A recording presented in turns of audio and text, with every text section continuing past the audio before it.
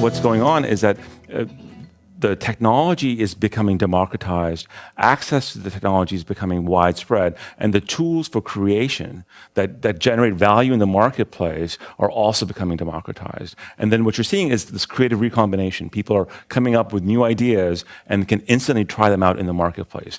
That was Harvard Business School professor Kareem Lakhani speaking at a panel called You Inc. Creativity and Individual Power in the 21st Century.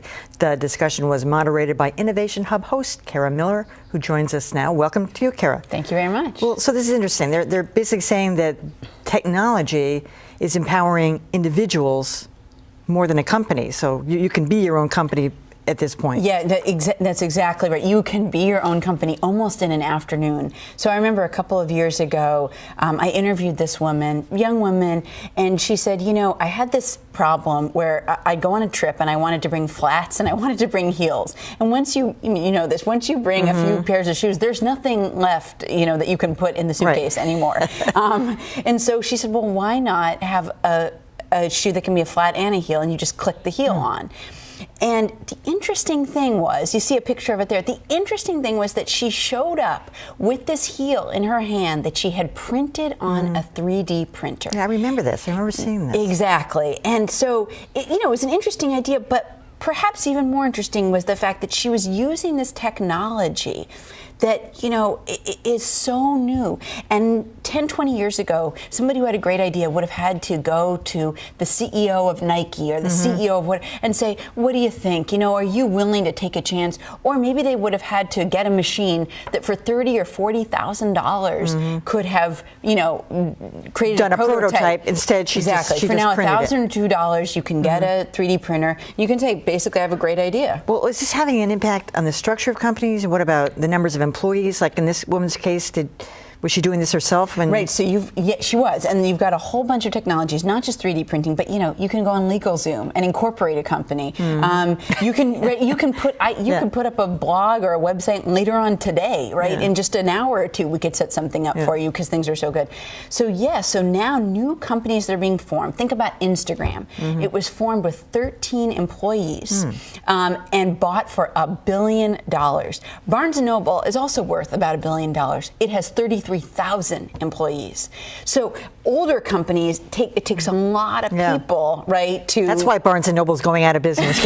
No, that's really right. And if you look at it like at a newer company like a Facebook, and you think about how valuable each employee is. At Facebook, it's $25 million is how much each employee is worth. But you take a company like General Motors, less than $250,000, because basically their worth is spread among so many people. So we're moving to this era where individual creative people, not very many of them, can get together and create a really, really powerful company. So is there a downside to this? There Bowling is. alone? Right. So clearly, there's an upside for the founders of Instagram, right? 13 people splitting $1 billion. It's not bad. The downside is when we spread our wealth. Think about Kodak, which also created, photographs. When we spread our wealth amongst thousands and tens of thousands of people, a lot of people got to be part of those billion-dollar companies.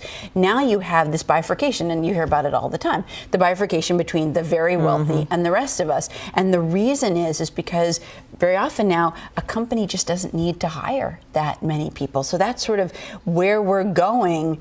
And I think we have to think as a society about, okay, what do you do when technology empowers very, very creative people to make a whole ton of money? But there's always going to be these companies that work in mass quantity. That's the car industry, unless that changes dramatically. And it's going to be a trickle down in terms of, mechanics and people.